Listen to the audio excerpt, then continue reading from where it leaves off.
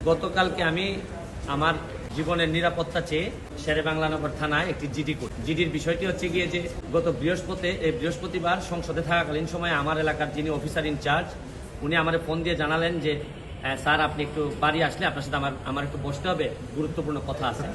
তো শুক্রবারে আমি বাড়ি যাওয়ার পর উনি দুপুরবেলা আমাকে বসে আমাকে বললেন, আমাকে একটা মেসেজ দেখালেন যে উনাকে একটা লোক 2-3 দিন ফোন করার পর উনি যখন আমলে নিচ্ছিলেন না তখন উনারে একটা মেসেজ দেয় যে ওই লোকটা, অজ্ঞাতনামা লোকটা আমার সাথে দেখা করতে চায়, কথা বলতে চায়, দেখা করতে চায় না, কথা বলতে চায়। তো ওসি সাহেব আমলে নেননি। পরে যখন মেসেজটা দেখছেন যে মেসেজের মধ্যে আসে দেখা যাচ্ছে যে একটা কন্ট্রাক্ট কিলার গ্রুপ যারা হায়ার করা হয়েছে তারা নাকি অ্যাক্টিভ, তার বক্তব্য অনুযায়ী। তো ওসি সাহেব আমারে উনার ফোন দিয়ে ওই অজ্ঞাতনামা ব্যক্তির সাথে ফোনে ধরাই দিল। আমি কথা বললাম, কথা বলার পর যে জিনিসটা ওরা জানাইলো আমাদেরকে, ওই অজ্ঞাতনামা ব্যক্তি সে নিজেকে আইডেন্টিফাই করতে চায় না, সে তার অ্যাড্রেস বলতে চায় না। সে বলে যে আমি নিজেও ওই কিলার গ্রুপের মেম্বার ছিলাম, যখন আপনার নামটা আসছে আপনাকে হত্যা করতে হবে তখন আমি বলছি যে না আমি এটা পারবো না, কারণ উনি ওই লোকটা সিলেটি, সে আমার কাজকর্ম সম্পর্কে জানে, এই জন্য সে কোনোভাবে রাজি হয় নাই। তখন সে বলছে যে আমার বিষয়টা হচ্ছে গিয়ে তার বক্তব্য অনুযায়ী আমার বিষয়টা হচ্ছে গিয়ে আমি আপনাকে একটা ওয়ার্নিং দিচ্ছি, আপনি এই 2-3 দিন আপাতত ঘরের বাইরেই যাবেন।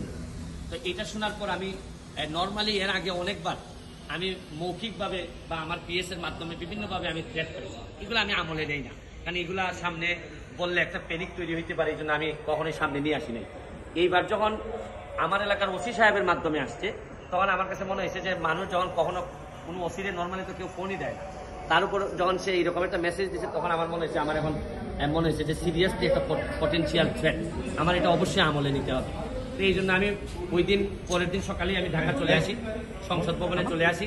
এসে আমি এর ভিতরে আমি পুলিশের ঊর্ধ্বতন কর্মকর্তা যারা আছেন তাদের সাথে আমি কথা বলি। তো এরপরে আমি জিডিটা আমি গতকালকে করছি। কিন্তু আমার যে জায়গাটাতে প্রশ্ন হচ্ছে, দেখেন আমি একজন মেম্বার অফ পার্লামেন্ট, পুলিশ যখন আমার এলাকার ওসি সাহেব যখন জানলেন কোনো একটা মারফতে যে আমার একটা লাইফ রিস্ক আছে, তখনই কিন্তু উচিত ছিল যে উনি এসপি সাহেবের সাথে আলাপ করবেন, ডিআইজি সাহেবের সাথে আলাপ করবেন।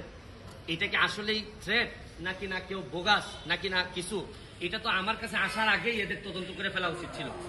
মানে আমাকে জিডি করতে হলো কেন? প্রশ্নটা হচ্ছে গিয়ে যে আমার থ্রেটটা তো আমি জানি না, জানছে প্রথমে ওসি সাহেবের পরে এটা এসপি ডিআইজি ওনাদের কাছে যায়। আমি জানার আগে ওনারা আমাকে প্রোটেকশন দিবেন, আমাকে পরে জানাবেন যে এই থ্রেটটা যেটা ছিল এটা রিয়েল অথবা ফেক। উনারা আমাকে বলছেন, ওসি সাহেবের যতটুকু ব্রেইনে ধরছে উনি ধরছেন, আমাকে বলছেন, আমাকে জিডি করতে হয়েছে, আর আমার নিরাপত্তা এখন আমার নিজেরই দিতে হইতেছে। এখন রাষ্ট্রযন্ত্র, আমি এটা বুঝলাম না যে এই রাষ্ট্রযন্ত্র আসলে কি আদৌ আমার বাঁচায় রাখতে চায় কিনা।